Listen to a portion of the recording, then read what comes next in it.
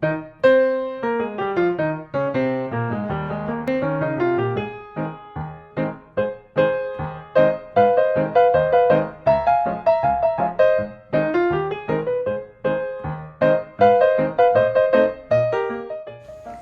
araw sa inyong lahat.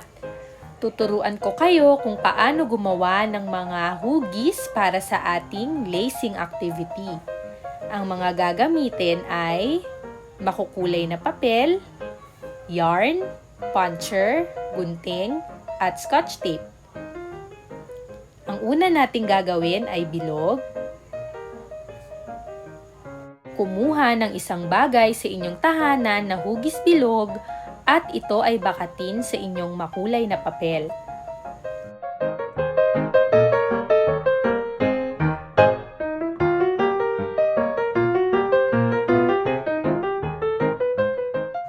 Gumamit ng puncher para butasan ng mga papel.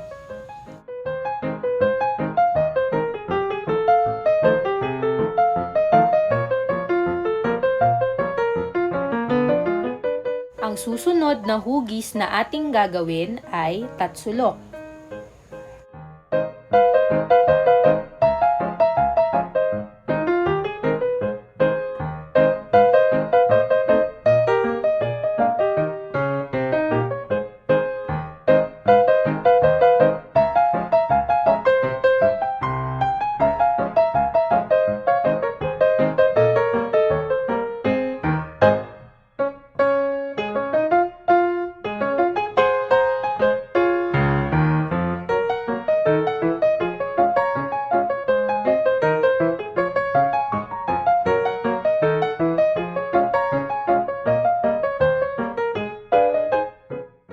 Ngayon ay gagawa naman tayo ng hugis parisukat.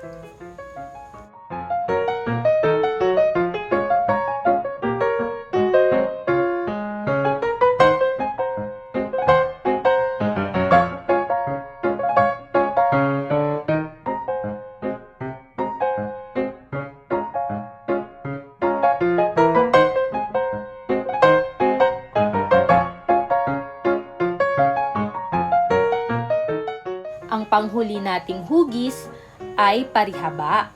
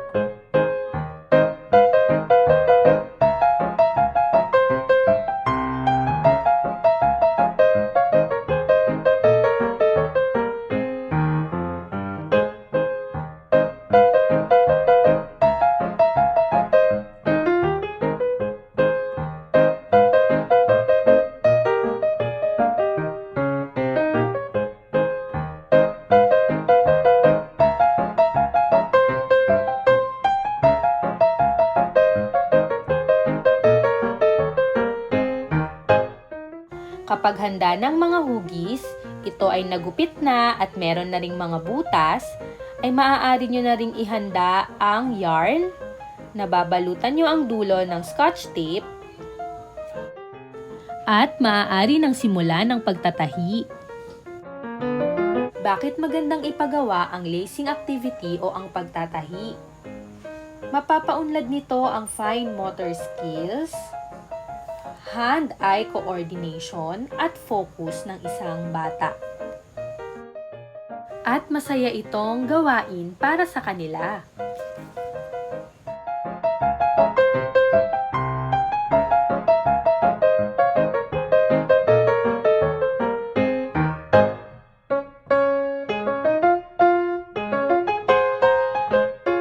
Hayin ang mga hugis na ginawa at tandaan ang mga sumusunod na paalala. Maaaring itanong ang hugis habang nagtatahi. Maaaring itanong ang kulay ng mga hugis. Maaaring sabihin na ang mga hugis na ito ay nabuo sa pamamagitan ng linya at ituro ang mga paraan ng pagtatahi.